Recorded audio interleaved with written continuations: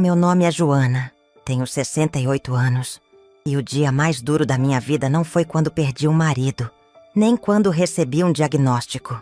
Foi quando minha filha colocou o próprio filho nos meus braços e virou as costas sem olhar para trás.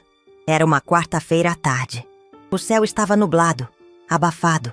Aquele tipo de dia em que a gente sente que algo está por vir, mas não sabe o quê. Estava na cozinha preparando café quando ouvi a campainha. Abri a porta. Era minha filha, Marina.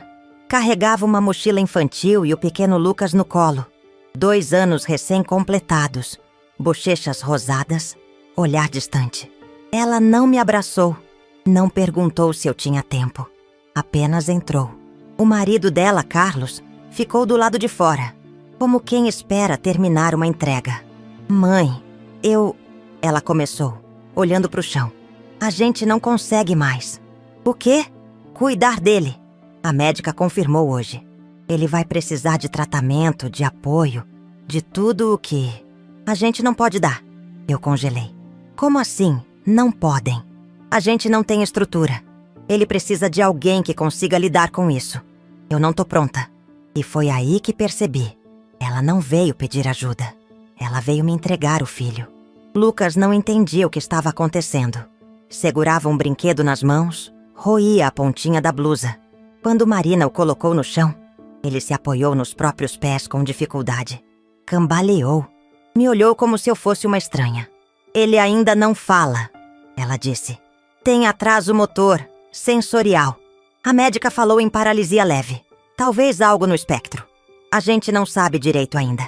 Mas é sério, mãe. Ela abriu a mochila, tirou um envelope. Aqui está a documentação. Transferência de guarda. Já tá tudo assinado. Só precisa da sua assinatura no cartório. Você está me pedindo para criar o seu filho? Ela respirou fundo. Tô te pedindo para salvar ele. Porque se ficar comigo, ele não vai ter nada. Carlos entrou e colocou o carrinho no canto da sala. Não disse uma palavra, nenhuma explicação, nenhum pedido de desculpas. Eu olhei para Lucas. Ele estava parado, mexendo no zíper da mochila, alheio a tudo. Respirei. Lá dentro, uma parte de mim gritou. Outra parte? Apenas abriu os braços. Deixa comigo. Marina apenas assentiu. Não chorou. Não abraçou o filho. Não beijou a testa dele. Saiu pela porta como quem esqueceu a bolsa no carro. E então, o silêncio. Fechei a porta. O clique da tranca foi mais alto do que parecia. Lucas continuava ali, no meio da sala. Pequeno, quieto, meu. Naquela noite, ele não dormiu. Chorava baixinho, como se não quisesse incomodar. Eu sentei ao lado da cama com uma lanterna acesa. Cantei a única canção de ninar que lembrava. Não adiantou muito, mas pelo menos ele parou de chorar. Às 3 da manhã peguei um caderno velho e escrevi. Hoje recomecei. Não por escolha, mas por amor. E é nesse amor que vou me firmar. Nos dias seguintes comecei a aprender tudo de novo. Como lidar com uma criança com atrasos, como marcar consultas, como segurar a colher do jeito certo, como ensinar palavras para alguém que mal me olhava. Ele tinha medo de sons altos, chorava com luzes fortes e só aceitava dormir se estivesse segurando um pano azul com cheiro de roupa guardada. Mas, com o tempo, veio um sorriso. Veio o primeiro vó, saído torto, tímido, mas tão poderoso que eu desabei no chão da cozinha, ajoelhada, chorando com as mãos no rosto. Foi ali que eu soube. Ele não era um fardo. Ele era um milagre disfarçado de desafio. O tempo, dizem, é o melhor dos mestres. Mas ninguém fala que ele também é o mais exigente. Criar o Lucas foi como aprender a bordar com linha invisível. Cada ponto, cada avanço, era pequeno demais para os outros verem, mas imenso para mim. Aos 3 anos, ele ainda não formava frases. Usava poucas palavras, sempre repetidas, mas me olhava com profundidade. Um olhar que dizia tudo que a boca ainda não conseguia. Com o tempo, aprendi a ouvir com os olhos, a responder com a presença, a traduzir o silêncio. Eu vendia bolos por encomenda para pagar as sessões de fonoaudióloga. Lavava roupas para fora quando o dinheiro apertava. E apertava muito. A prefeitura oferecia atendimento gratuito, mas a fila era longa e o atendimento superficial. Então eu fazia o que dava. Tinha noites em que ele acordava assustado, tremendo. Eu sentava na beira da cama e contava estrelas imaginárias no teto. 1, 2, 3, até ele se acalmar. Com 5 anos, Lucas deu os primeiros passos firmes, sem apoio. O médico disse que talvez ele nunca conseguisse, mas ele conseguiu. No dia, eu filmei com meu celular antigo e chorei como se estivesse vendo um filho cruzar a linha de chegada de uma maratona. Porque, de certo modo, era isso mesmo. Na escola, enfrentamos olhares. Professores despreparados. Outros pais com preconceito envernizado de preocupação. Uma vez, uma mãe me chamou num canto e disse: "Talvez ele fosse mais feliz em uma escola especial, né?" Respondi com firmeza: "Talvez ele só precise de um ambiente com menos julgamento e mais inclusão. Como todo mundo." A escola não queria adaptar os materiais. Lucas não conseguia segurar lápis por muito tempo.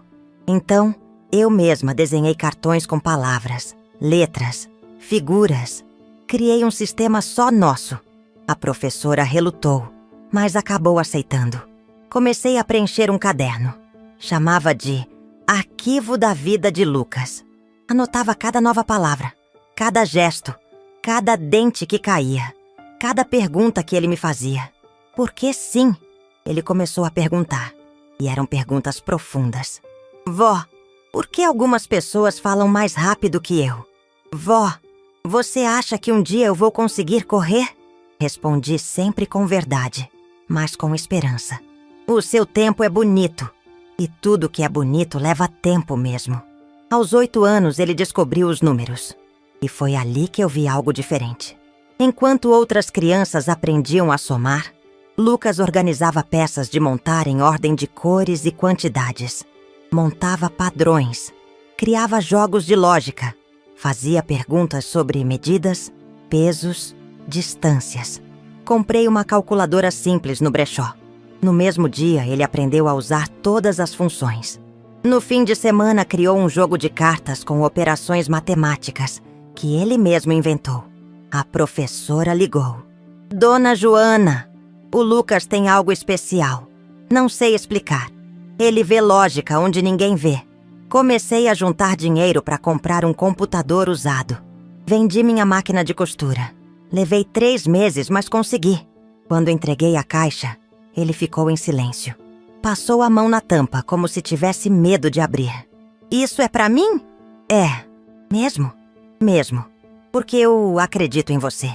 Naquela noite, ele ficou horas mexendo nos programas, lendo tutoriais, tentando entender como funcionava cada parte. Aos 11 anos, já estava programando sozinho. Nunca mais pediu brinquedos. Só livros, peças, papel, conexões. E eu dava. Às vezes com dinheiro, outras com jeitinho. Nunca recebi uma ligação da minha filha. Nenhum Feliz Natal. Nenhuma pergunta sobre o Lucas. Mas ele florescia. E todo dia, quando eu apagava a luz do quarto, ouvia a voz dele dizendo: "Boa noite, vó. Obrigado por não ter me deixado." E eu respondia: "Obrigado por ter ficado." Lucas tinha 15 anos quando o diretor da escola me chamou para conversar. Fui achando que era mais uma reunião de rotina. Cheguei de roupa simples, cabelo preso, com a pasta onde guardava os relatórios médicos e as anotações do Arquivo da Vida debaixo do braço. Mas dessa vez, o tom era diferente. "Dona Joana, o Lucas desenvolveu um projeto que deixou a equipe inteira impressionada." "Projeto?" "Um sistema de leitura adaptada para alunos com deficiência visual. Ele criou sozinho durante os intervalos. Usou programação, lógica, até princípios de acessibilidade. A gente vai inscrevê-lo numa feira estadual de inovação." Fiquei muda por alguns segundos. "Ele não me contou nada. Disse que queria te mostrar quando ficasse pronto.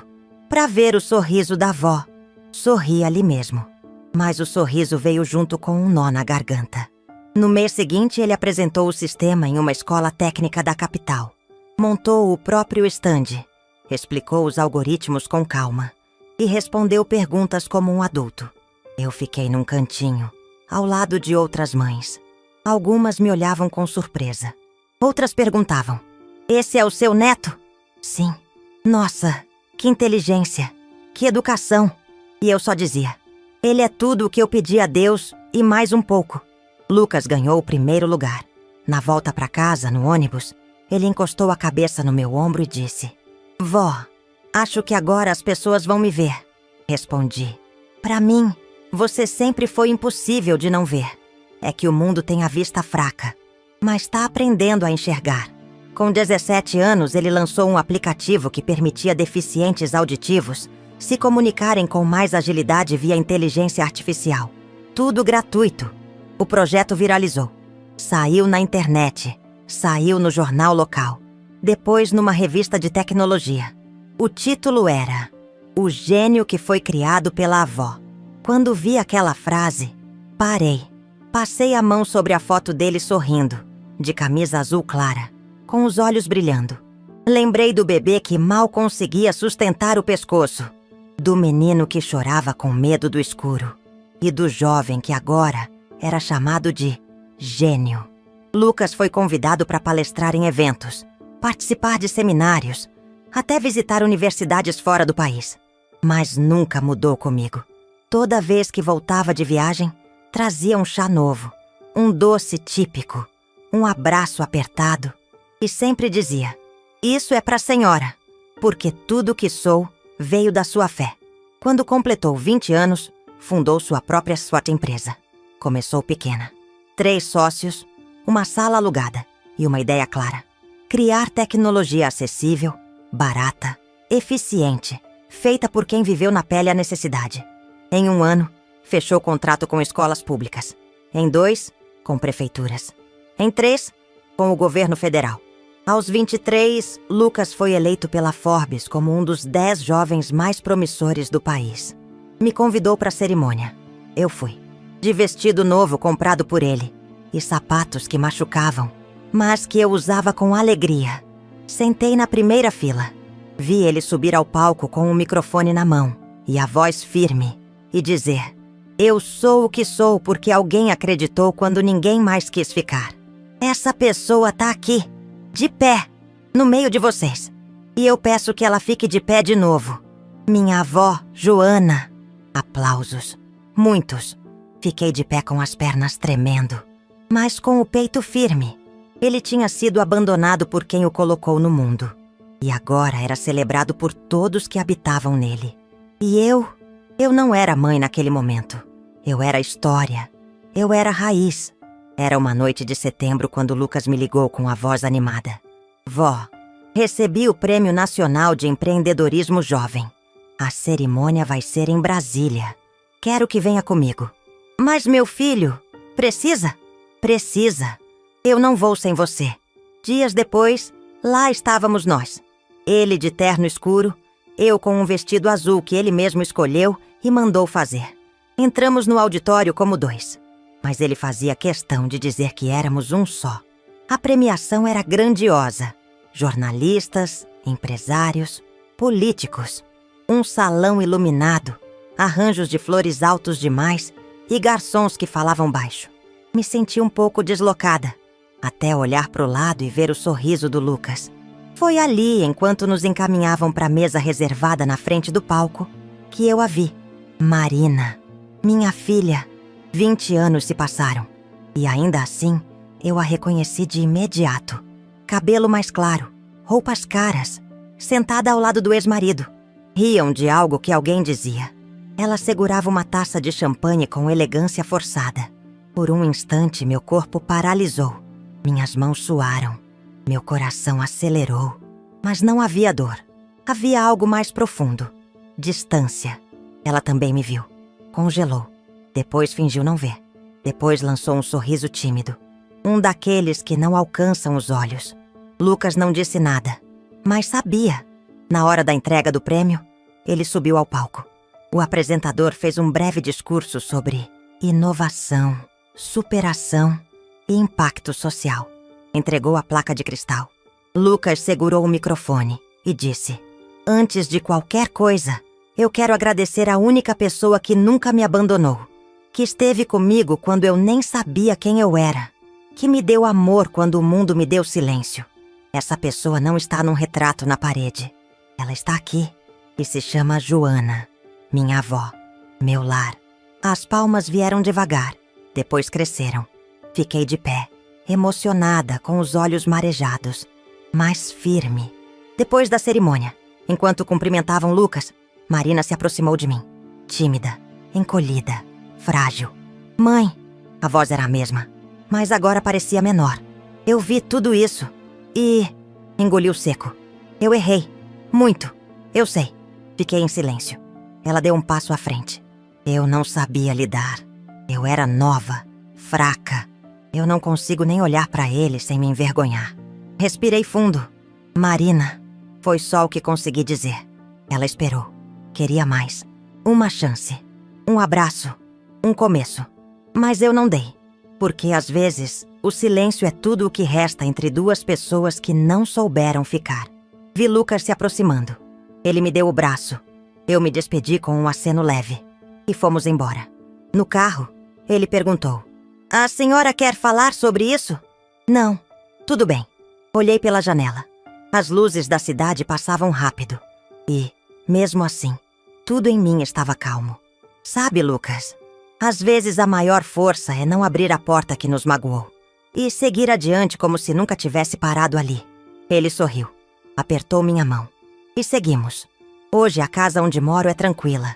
Tem jardim na frente, 2 quartos e uma varanda com rede. Foi o Lucas quem comprou. Disse que queria me dar um lugar com cheiro de merecimento. Eu brinquei que ele exagerava, mas por dentro me derreti. Acordo cedo. Tomo café em silêncio. Às vezes leio jornal, outras vezes escrevo no caderno que me acompanha desde que Lucas chegou. Nele ainda registro coisas, agora mais simples. Hoje ele me ligou só para contar que aprendeu a fazer arroz. Me mandou uma foto sorrindo com o cachorro. Disse: "Te amo, vó." Sem vírgula, sem pausa, sem ponto final. Lucas hoje é considerado um dos homens mais influentes da cidade. Tem empresas, prêmios, funcionários, viagens, mas nunca deixou de ser aquele menino que encostava a cabeça no meu ombro e perguntava se eu acreditava nele. Ele me chama de minha primeira casa. Às vezes, quando alguém vem me entrevistar, já vieram jornalistas, documentaristas, autores, me perguntam se eu me arrependo de ter assumido a criação dele sozinha. Eu sempre respondo com a mesma frase: eu não criei um neto. Eu ajudei o mundo a conhecer um homem que não desistiu. E isso é a maior herança que alguém pode deixar. Hoje participo de um projeto com outras avós que cuidam de netos abandonados. A gente se reúne, toma café, compartilha histórias, ri e chora. Numa dessas reuniões, uma senhora me disse: "Dona Joana, sua história me deu força para não desistir do meu menino." E naquele dia entendi que a vida não acaba nos laços de sangue. Ela recomeça nos laços de afeto. Lucas, agora com 28 anos, vem me visitar toda semana. Traz flores. Me ajuda com as contas, mas nunca como obrigação. Ele diz que cuidar de quem cuidou é privilégio. Outro dia me trouxe uma cópia encadernada do livro, que mandou imprimir com todos os textos do nosso caderno antigo. O título? Crescer sem pedir licença, por Lucas e Joana. Ele colocou a dedicatória mais bonita que já li. Para a mulher que me viu antes que eu existisse, que me escutou antes que eu falasse, que me segurou quando o mundo me largou. Nada do que eu sou seria possível sem o que ela foi. Fechei o livro devagar, com os olhos cheios d'água. E naquela noite, escrevi em meu caderno de capa vermelha: quando minha filha me entregou um fardo, eu recebi um milagre. E esse milagre me ensinou que amor não depende de quem te gerou, mas de quem te escolhe. Todos os dias. Eu escolhi. E fui escolhida. E é isso que me faz inteira.